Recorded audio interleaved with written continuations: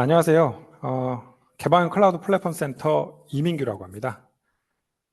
금일 테크엣지 세션은 지난달에 홍콩에서 개최된 큐브콘, 클라우드 네이티브 콘, 오픈소스 서밋, 그리고 AI 데브 차이나 2024 행사에 다녀온 참관 후기에 대해서 말씀드리고자 합니다. 이제부터는 그냥 큐브콘 행사라고 말하겠습니다. 지금 보고 계신 자료에 대해서는 그 내용의 90% 이상은 큐브콘 행사에서 발표된 자료를 발췌해서 작성되었음을 미리 알려드리고요. 행사 개요, 키노트 내용, 메인테이너들이 얘기하는 몇 가지 오픈소스 세션 소개해드리고요. 그리고 CNCF CTO와의 간담회 순으로 말씀드릴 예정입니다. K-PASS 센터에서 다녀온 이 컨퍼런스 행사에 대해서 먼저 살펴보자면 지난 8월 21일부터 23일까지 2박 3일간 홍콩에서 진행된 행사입니다. 쿠버네티스가 문자 그대로 번역하면 조타수, 그러니까 배를 운전하는 키를 말하는데요. 그래서 큐브콘 행사는 대부분 바다나 호수, 강 근처에서 진행이 된다고 합니다. 저도 이번에 알았는데요. 이번 행사도 그 홍콩 반도 쪽에 바다를 접하고 있는 호텔에서 진행이 됐습니다. 이번 행사는 큐브콘, 클라우드 네이티브 콘 이 행사와 오픈 소스 서밋 행사, 그리고 AI 데브 이 세 가지 행사가 합쳐진 형태로 개최가 된 거고요. CNCF, 큐브콘, 그게 뭔지 잘 모르시는 분들을 위해서 그 SR이나 뭐 데브옵스 엔지니어 혹은 파스 플랫폼을 관리 개발하는 쪽이 아니면 이 단어들이 좀 생소하실 수 있는데요. CNCF 재단은 리눅스 파운데이션의 산하 기관이고요. 아파치 재단과 유사하게 오픈소스를 육성하는 재단입니다. 특히 클라우드 네이티브 오픈소스 프로젝트들은 그래듀에이트, 인큐베이트, 샌드박스로 그 세분화해서 관리를 하고 있고요. 많은 분들이 아시는 쿠버네티스나 아르고 CD, 헬름, 하버 이런 오픈소스들 모두 CNCF 산하 오픈소스입니다. 큐브콘은 CNCF에서 주최하는 최대 규모의 행사로 쿠버네티스를 비롯한 CNCF 오픈소스들의 다양한 이야기가 나오는 행사고요. 물론 K-PASS도 CNCF의 관리 오픈소스 프로젝트인 쿠버네티스를 비롯해 다양한 오픈소스들을 활용해서 개발되고 있고 CNCF에서 관리하는 서티파이드 쿠버네티스 인증도 릴리즈마다 획득하고 있습니다. 큐브콘 행사는 상반기에는 유럽, 하반기에는 미주 쪽에서 정기적으로 열리고 있고 인도나 중국 등 아시아 쪽에서도 그쪽에서도 점점 확대되는 일정이 있더라고요. 올해는 11월에 미국 솔트레이크, 12월에는 인도에서 큐브콘 행사가 또 예정되어 있다고 합니다. 네, 먼저 키노트 발표 내용입니다. 키노트에서는 CNCF가 무엇을 목표로 나아가고 있는지 혹은 현재 무엇을 가장 큰 화두로 삼고 있는지를 엿볼 수 있는 자리인데요.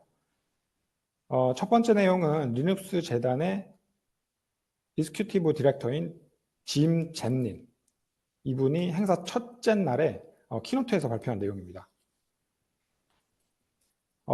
짐은 그 오픈소스 프로젝트 소프트웨어의 성장을 강조하면서 발표를 시작했고요. 깃허브과 같은 플랫폼에 수백만 개의 오픈소스 프로젝트가 존재하지만 그 중에서도 그 리눅스와 쿠버네티스와 같은 핵심 프로젝트들이 현대 기술 인프라에 필수적이라는 점을 얘기하면서 이 프로젝트들은 전 세계적으로 사용되고 리눅스 파운데이션은 이를 지원하고 발전시키는데 중점을 두고 있다고 했습니다. 발표에서는 또한 그 오픈소스 소프트웨어뿐만 아니라 오픈 데이터와 오픈 하드웨어 그리고 오픈 스탠다드의 중요성을 언급했고요. 특히 오버처맵 프로젝트와 같은 데이터 공유 프로젝트는 다양한 대기업들이 협력하여 만들어낸 것으로 이를 통해서 AI와 머신러닝 분야에서 혁신을 촉진하고 있다고 했습니다. 여기서 말한 오버처맵은 여러 소스의 지도 데이터를 통합해서 제공하는 것을 목표로 하고 있는 리눅스 파운데이션의 프로젝트인데요. 공간 데이터 및 지리 정보를 종합적으로 수집한 데이터셋을 제공한다고 합니다. 그 아마존, 메타, MS 등의 회사들이 스티어링 멤버로 되어 있고요. 아마존은 배송 서비스를 통해 수집한 교통 데이터, 그리고 메타는 인스타그램이나 페이스북에 수집한 데이터, 그리고 MS는 빙 맵 데이터를 제공하고 있다고 하고요. 23년 7월에 이 데이터셋을 공개했고 이게 다 무료라고 합니다. 오픈소스죠. 홈페이지 들어가 보니까 현대자동차도 컨트리뷰트 멤버로 되어 있더라고요. 아무튼 AI 분야에서도 많은 발전이 이루어지고 있다는 점을 말했고요. 특히 대규모 언어 모델의 오픈소스 프로젝트들이 빠르게 성장하고 있다고 설명하면서 AI 안정성, 그리고 콘텐츠 진위성 및 개인정보 보호를 위한 표준과 도구 개발의 필요성도 언급을 했습니다. 예, 두 번째는 크리스 애니슈작? 네, 발음이 좀 어려운데 클라우드 네이티브 컴퓨팅 재단의 CTO가 행사 두 번째 날에 발표한 키노트 내용입니다. 크리스는 그 CNCF와 클라우드 네이티브 커뮤니티가 올해 매우 중요한 해를 맞이했다고 얘기했고요. 그게 쿠버네티스 10주년, 예, 10주년을 기념해서 그동안 이 기술이 전 세계에 미친 엄청난 영향력에 대해서 말해줬고요.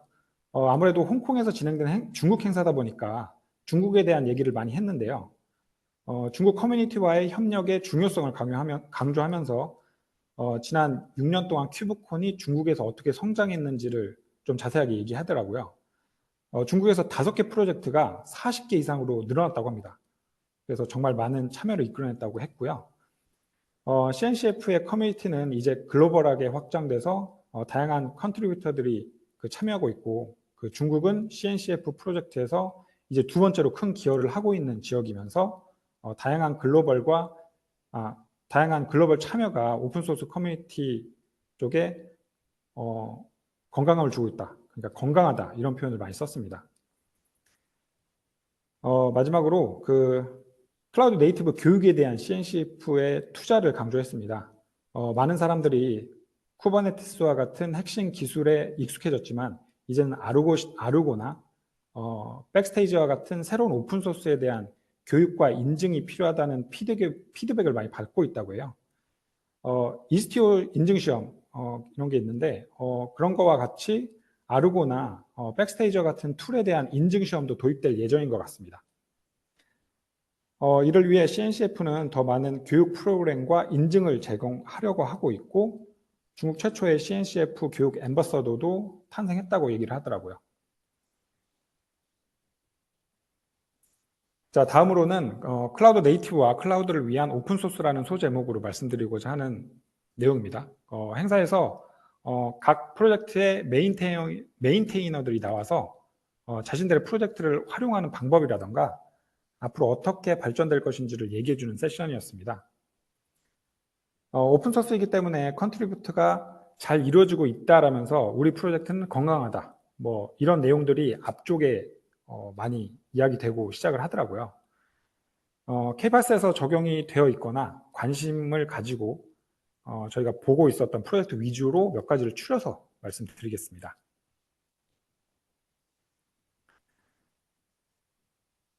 네, 먼저 그 이스티오에 대한 내용으로 발표된 내용이고요.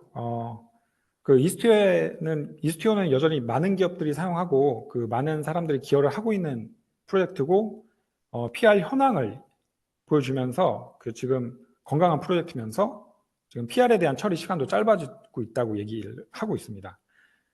현재 케이파스 컨테이너 플랫폼에서는 그 이스티오 버전 1.22 버전을 사용하고 있고 그 설치 시 이스티오 오퍼레이터를 활용하고 있는데요. 이 오퍼레이터 설치 방식은 보안 문제로 인해서 앞으로 디프리케이션 된다고 예고를 해주더라고요.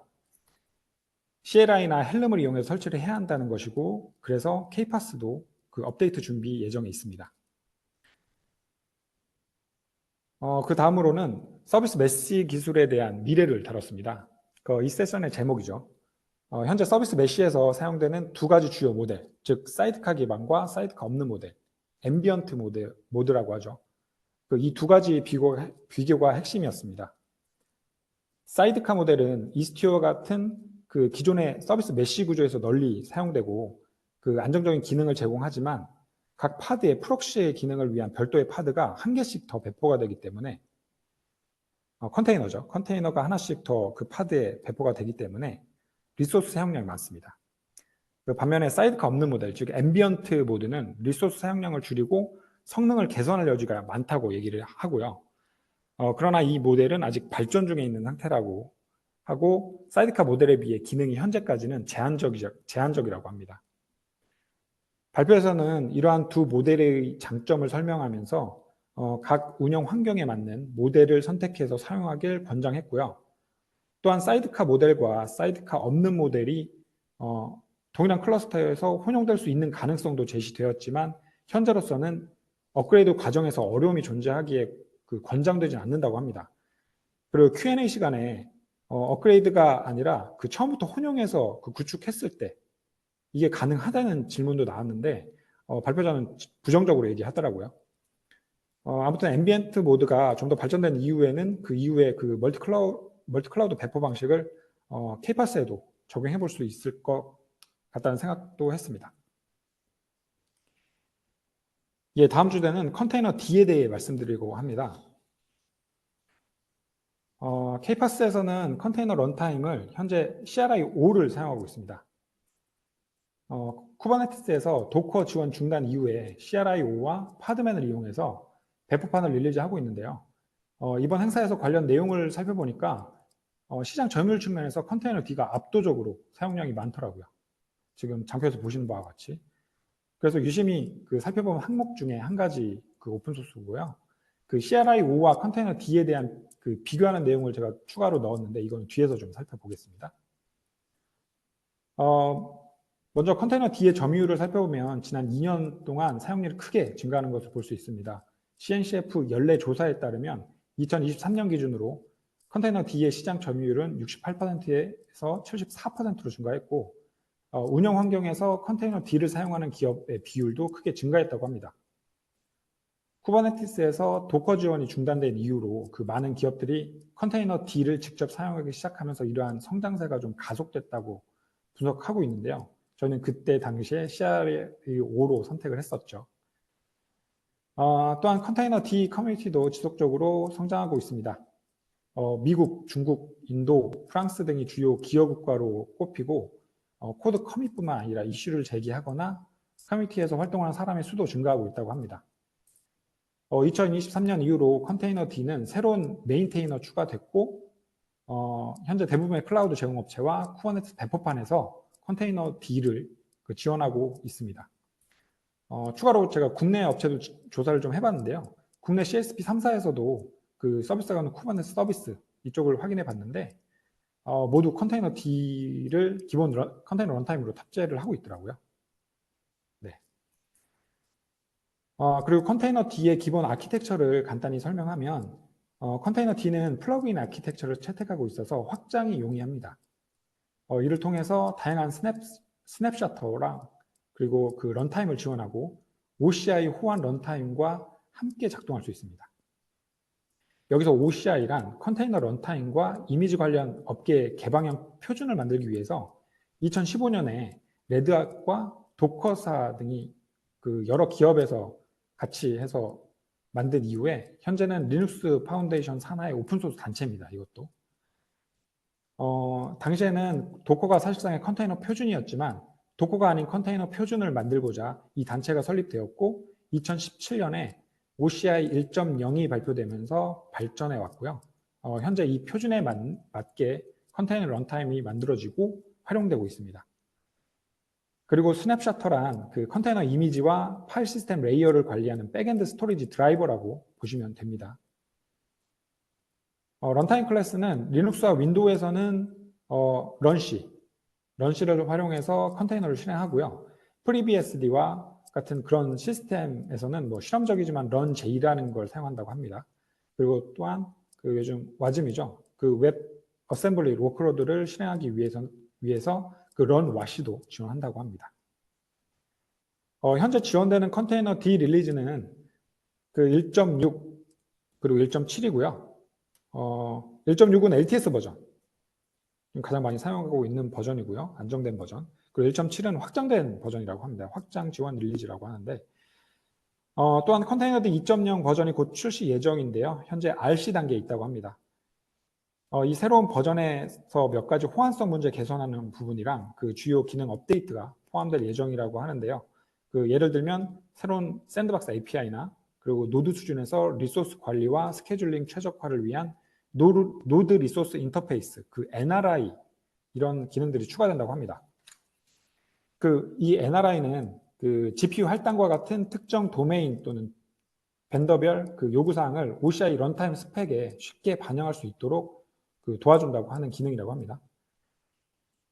K8s에서는 현재 컨테이너 런타임으로 사용하는 CRI-5와 이 컨테이너 D를 비교해 봤습니다. K8s에서도 초기에 도커를 사용하다가 쿠버네티스에서 도커심이 빠져버리면서 그 CRI-5로 선택을 했었는데요. 컨테이너 D는 CNCF에서 관리하는 컨테이너 런타임으로서 도커에서 같이 개발됐고요. 도커와 통합되어 있었는데 이후에는 독립적인 라이브러리로 축출되었고요. CRI-5도 동일하게 CNCF의 프로젝트고 최초에 그 CRI가 만들어지면서 레드햇, 인텔, 수세 이런 회사들이 관리자 맡고 그리고 컨트리뷰터들의 커뮤니티를 중심으로 그 오픈소스로 만들어지게 되었습니다. 스냅샷을 지원하는 부분에서 지원 범위가 약간 다르지만 컨테이너 실행 관점에서 OCI를 완벽하게 호환하도록 둘 다 개발이 된 거고요. 같이 사용되는 에코시스템이 다른데요. 컨테이너 D는 런시나 CRT 그리고 너드CTL, 빌드킷이 있고 근데 이 너드CTL 이번 행사를 보고 알았는데요. 너드CTL이 도커 CLI와 호환되는 명령입니다. 그 파드맨 CLI와 마찬가지로요. 컨테이너 D에서 그 컨테이 앞에 부분만 빼면 너드라고 남잖아요. 너드랑 CLI랑 합쳐진 거라고 합니다. 이번에 제가 처음 알았어요. 너드 CTL. 네, 아무튼 그 CRI-5는 빌다, 그 파드맨, 스코페오 이 그 에코시스템을 같이 사용합니다. 시장 점유율을 감안하지 않을 수 없기 때문에 향후에 그 컨테이너 D도 테스트해서 활용해 볼 수 있도록 한번 해보겠습니다. 네, 다음 내용은 그 멀티클라우드 관리를 위한 그 카르마다에 대한 발표 내용입니다. K8s에서는 그 멀티클라우드를 주제로 클러스터 페더레이션 솔루션으로서 카르마다 및 이스티오를 통해서 멀티클라우드 구축 가이드를 제공해 드리고 있는데요. 관련된 내용이라서 저도 관심 있게 현장에서 듣고 관련 내용을 전달해 드리고자 합니다. 여기서는 카르마다로 구축된 멀티 클라우드 환경에서 그 파이프 CD라는 기도프스를 지원하는 그러니까 통합 CD 도구를 통해서 애플리케이션을 배포하는 실습 과정도 같이 소개를 했습니다. 이 세션에서. 먼저 카르마다는 기본적으로 쿠버네티스 API와 호환이 되고 멀티클러스터 애플리케이션 배포를 손쉽게 할 수 있는 여러 가지 도구를 제공합니다. 카르마다를 사용하면 단일 클러스터에서 멀티 클러스터로 애플리케이션을 확장하는 과정이 간소화되고요. 다양한 배포 정책을 통해서 좀 더 유연하게 스케일링을 할 수가 있습니다. 특히 카르마다는 벤더 종속성이 없습니다. 쿠버네티스 API만 사용할 수 있으면 어떤 CSP의 클러스터든 사용이 가능하다는 거죠. 다음으로 파이프 CD는 쿠버네티스뿐만 아니라 AWS 람다, GCP 클라우드런, 그리고 그 테라폼, 저희도 지금은 그 오픈토프로 바꿨지만 테라폼 등 다른 클라우드 서비스와도 통합하여 활용할 수 있는 장점이 있습니다.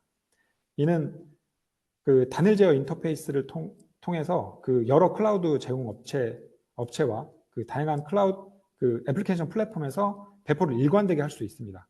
그 파이프 CD는 사용자가 원하는 방식으로 배포 파이프라인을 정의하고 이를 통해서 복잡한 멀티 클러스터 환경에서 간단하게 애플리케이션을 배포하고 관리할 수 있도록 지원하고 있습니다. 두 프로젝트 간의 통합 데모에서는 카르마다를 사용해서 파이프 CD가 단일 클러스터 애플리케이션을 그 멀티 클러스터 애플리케이션으로 쉽게 그 확장해서 배포하는 과정을 보여줬습니다. 근데 현장에서 데모를 직접 시연하거나 동영상으로 된 시연 영상을 보여주거나 그런 게 아니라 지금 제가 보여드리는 화면처럼 스크린샷을 통해서 보여주는 방식이라서 실제 동작되는 걸 볼 수는 없었습니다. 기회가 되면 저희가 테스트 해보고 이미 제공하고 있는 카르마다 관련된 설치 가이드를 저희가 업데이트해서 제공해 드리도록 하겠습니다. 정리하자면 이번 발표 세션은 카르마다와 파이프 CD가 멀티 클러스터와 멀티 클라우드 환경에서 애플리케이션 관리의 복잡성을 줄여주면서 이를 통해서 사용자들이 더 효율적으로 인프라 및 애플리케이션을 운영할 수 있다는 걸 보여주는 그런 세션이었습니다. 네, 이번에는 X 레지스트리, Looking Beyond Cloud Event라는 발표 내용을 요약해서 전달드리겠습니다. 예, 클라우드 이벤트는 다양한 클라우드 서비스와 애플리케이션 간의 이벤트 데이터를 표준화된 형식으로 교환할 수 있도록 설계된 스펙입니다. 이건 스펙이고요. 이는 이벤트 기반 아키텍처에서 이벤트의 교환이 쉽고 개발자들이 다양한 시스템 간의 이벤트 통합을 용이하게 할 수 있도록 도와주기 때문에 개발 생산성이 높아진다고 할 수 있습니다. 카프카나 레비덴큐와 같은 다양한 이벤트 브로커와 연동을 표준화해 주고요. 서버레스 아키텍처나 멀티 클라우드 환경에서도 유연하게 적용할 수 있습니다. 이 발표에서 클라우드 이벤트의 장점을 물건 배송을 예를 들어 설명을 했습니다. 중국에서 캐나다로 배송을 할 때 서로 다른 운송 회사들이 동일한 패키지 라벨을 이해할 수 있는 것과 마찬가지로 클라우드 이벤트는 다양한 클라우드 서비스 간의 이벤트를 이해하고 처리할 수 있는 공통된 언어를 제공한다. 이런 식으로 설명을 했어요. 좀 자세히 설명드리면 클라우드에 있는 서비스 1에서 클라우드 서비스 2로 메시지를 보내고 싶을 때 서비스 1은 MQTT 프로토콜을 사용하고 서비스 2는 카프카를 사용한다면 이들이 서로 어떻게 통신할 수 있을까요? 이 경우에 다른 프로토콜 간의 데이터를 변환해 줄 수 있는 미드레어가 필요합니다. 만약 더 많은 클라우드 서비스가 더욱 다양한 프로토콜을 사용하게 된다면, 그러니까 화면에서 보이시는 것 같이 예를 들어 서비스 1은 MQTT, 서비스 2는 HTTP, 일부는 카프카와 나츠 이런 것들을 사용한다면 미드레어는 매우 스마트해야 합니다. 장표에서 보시는 바와 같이요. 다양한 형식의 이벤트와 스키마, 비즈니스 로직을 처리할 수 있어야 되고요. 이러한 스마트한 미드레어는 비용이 많이 들기 때문에 우리가 그것을 원하는 게 아니죠. 클라우드 이벤트 라이브러리를 사용하면 다릅니다. 비즈니스 로직은 데이터를 직접 클라우드 이벤트 형식으로 변환하고 이벤트를 클라우드 이벤트 형식으로 전달할 수 있습니다. 따라서 이벤트 컨슈머와 이벤트 프로듀서는 이벤트를 이해할 수 있게 되고요. 여기 보시다시피 클라우드 이벤트를 사용하면 프로토콜과 관련된 문제가 없으며 클라우드 이벤트가 중간에서 번역자 역할을 해서 모든 사람들이 서로 이해할 수 있도록 합니다.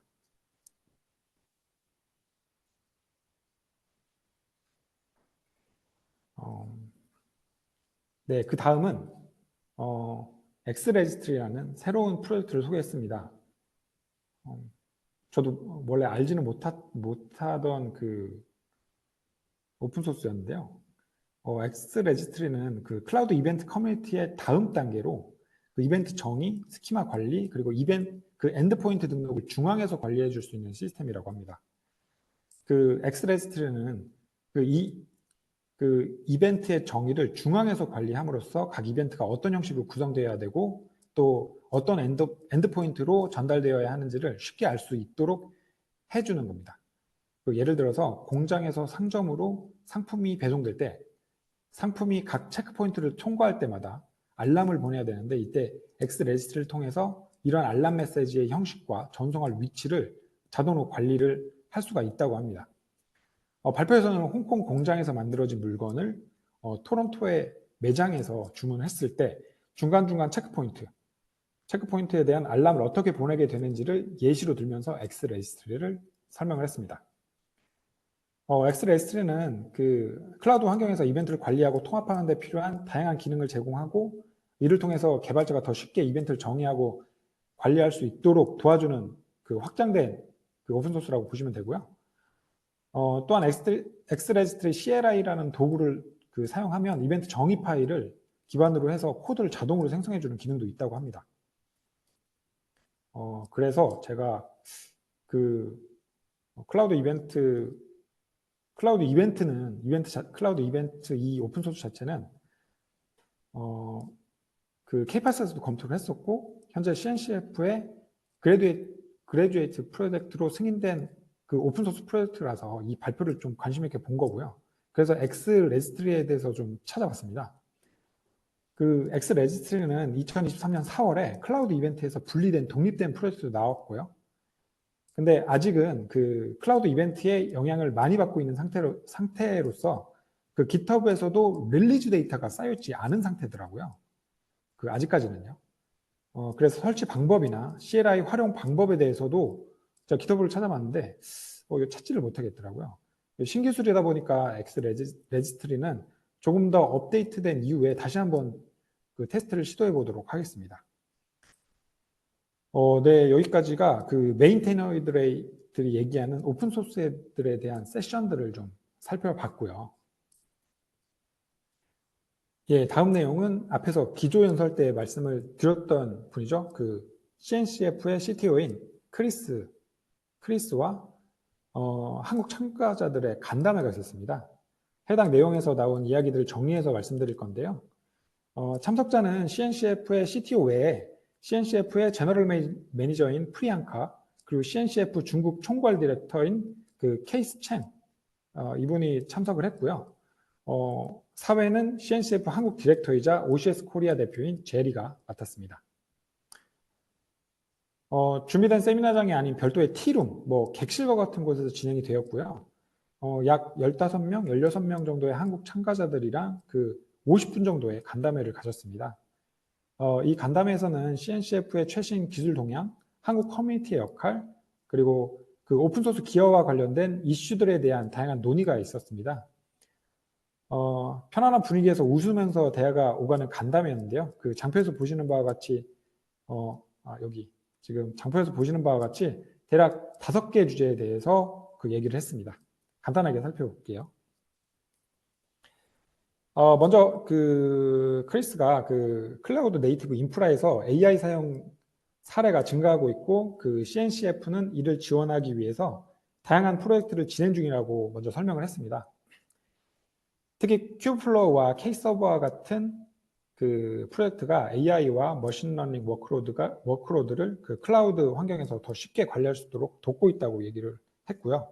그 AI와 관련된 기술들이 아직 초기 단계에 있지만 표준화 작업이 지금 한참 진행 중이고 그 CNCF는 이를 적극적으로 지원하고 있다고 얘기를 하면서 간담회가 시작됐습니다.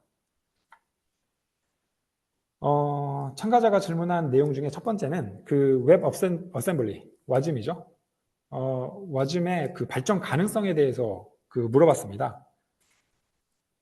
크리스는 그 와즘이 그 이스티오와 엠보이 같은 그 프로젝트에서 플러그인 시스템으로 사용되고 있고 그 앞으로 다양한 산업에서 활용될 수 있을 것이라고 전망했고요.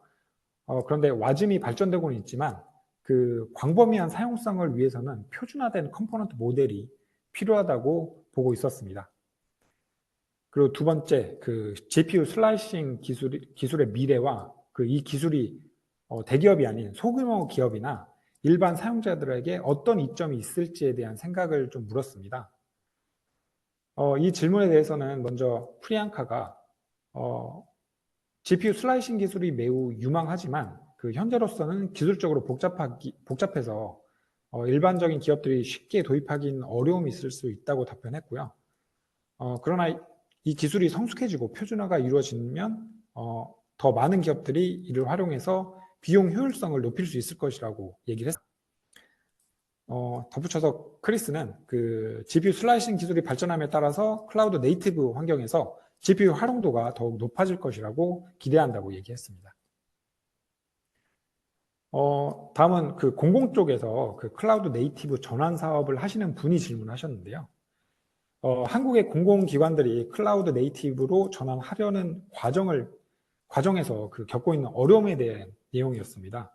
전환에 필요한 레퍼런스나 표준 같은 게 제공되는 게 있는지 그런 걸 물어보셨고요. 그래서 크리스는 CNCF가 공식적으로 그 레퍼런스 아키텍처를 제공하고 있는 것은 아니지만 그 커뮤니티 내에서 다양한 사례를 공유하고 논의함으로써 해결책을 찾을 수 있다고 얘기를 했고요. 원론적인 얘기죠. 그 오픈소스라는 것이 뭐 그런 것이라는 거죠. 프리앙카는 뭐 다른 국가의 성공적인 사례를 참고하거나 CNCF의 엔드유저 커뮤니티에 참여해서 경험을 공유하는 것이 도움이 된다고 얘기를 했어요. 네, 이것도 좀 약간 그렇고 그래서 이 내용 중에서 참가자 중에서 이것에 대해서 의견을 좀 피력한 사람이 있기도 했는데요. 그 클라우드 네이티브는 단순히 기술적인 문제가 아니고 그 애플리케이션 설계랑 그리고 사용 방식에 더 큰 영향을 미친다.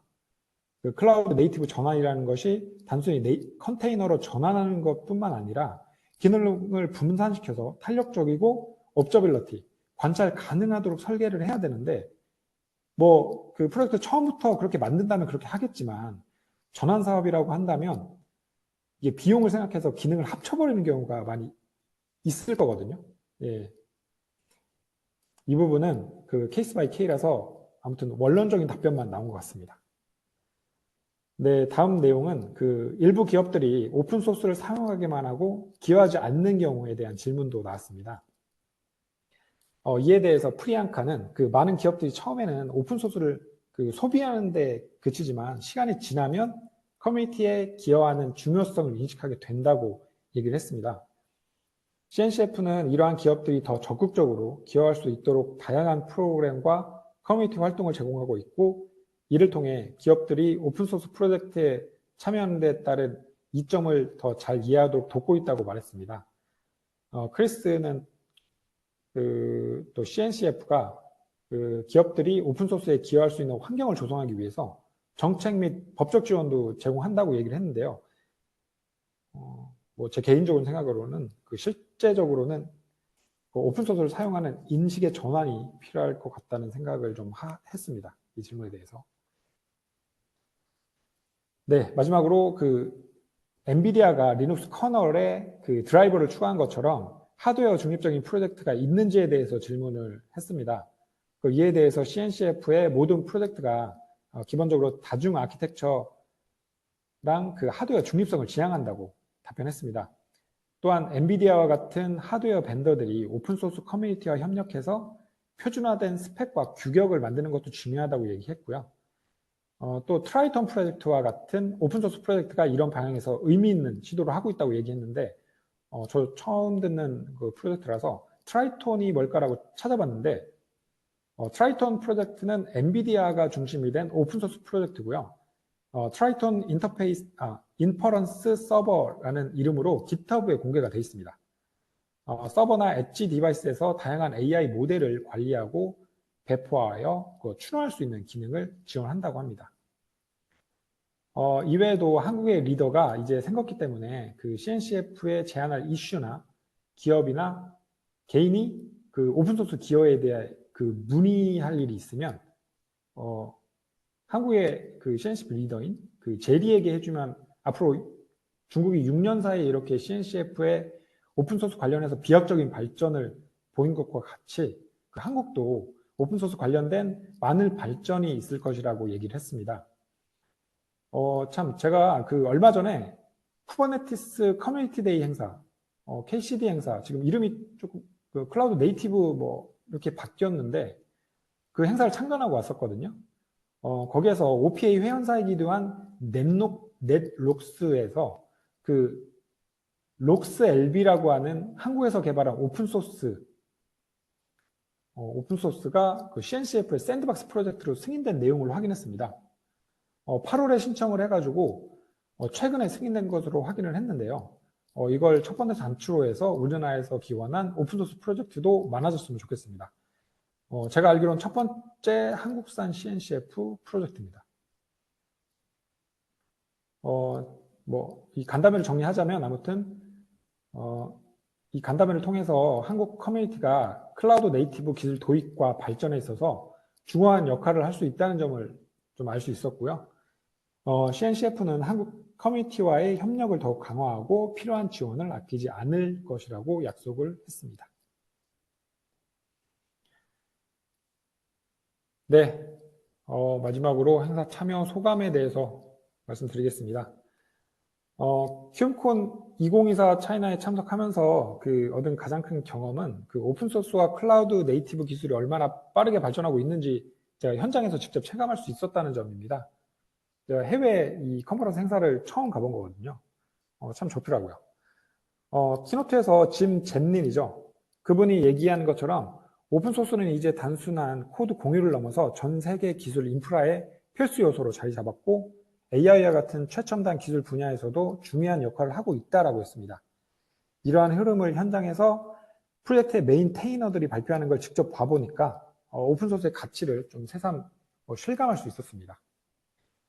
또한 방금 전에 말씀드렸던 CNCF CTO와의 간담회를 통해서 클라우드 네이티브 기술이 단순히 기술적인 혁신을 넘어서 전 세계 다양한 산업에 걸쳐서 실질적인 영향을 미치고 있다는 것을 확실히 알 수 있었고요. 다만 행사 자체는 중국에서 진행되는 행사다 보니까 홍콩도 중국이긴 하죠. 중국어로 진행되는 발표가 제가 볼 땐 약 60% 이상 되는 것 같았습니다. 영어도 제가 전부 알아듣지 못하지만 중국어로 진행되는 발표는 현장에서는 아예 접근을 못 하겠더라고요. 앞에서 말씀드린 록스 LB처럼 한국에서도 CNCF의 오픈소스 프로젝트가 많이 포함돼서 이런 행사가 우리나라에서도 열렸으면 좋겠고 그러면 좀 더 쉽게 다가갈 수 있을 것 같다는 생각이 듭니다. 아무튼 큐브콘 2024 차이나는 쿠버네티스 등 오픈소스들의 발전이 어떻게 우리 일상과 산업 전반을 변화시키고 있는지 체감할 수 있었던 자리고요. 저한테는 오픈소스와 클라우드 네이티브 기술에 대해서 적극적으로 참여의 동기를 부여해주는 그런 시간이었습니다. 앞으로 저 역시 이러한 기술들을 더 깊이 이해하고요. K-파스에 적극적으로 활용해 나갈 계획입니다. 마지막으로 근본 행사의 발표 동영상들은 CNCF 유튜브 채널에 이미 다 올라와 있습니다. 제가 추격해 드린 동영상들 실제로 보시고 싶으시면 유튜브 채널 들어가시면 되고 이미 CTO 근데 제가 앞서 말씀드린 CTO 간담회는 비공식적인 팝업으로 진행된 것이라서 해당 내용은 없습니다. 제가 언급한 오픈소스나 기조 연설 등 보시고 싶으시면 유튜브 보시면 되고요. 또 재밌는 게 리눅스 토발즈 아실 겁니다. 개발자라면 좀 아시는 분이 많지 않을까 싶은데 리눅스 커널을 개발하신 분 유명하시거든요. 예, 리눅스 토발즈가 행사 마지막 날 오전에 진행자와 질문을 주고받는 형식의 오픈 행사도 있었습니다. 재밌었는데요. 그것도 유튜브에 올라가 있으니까 찾아보셔도 좋을 것 같습니다. 네, 오늘 테크엣지 발표는 여기까지 하겠습니다. 감사합니다.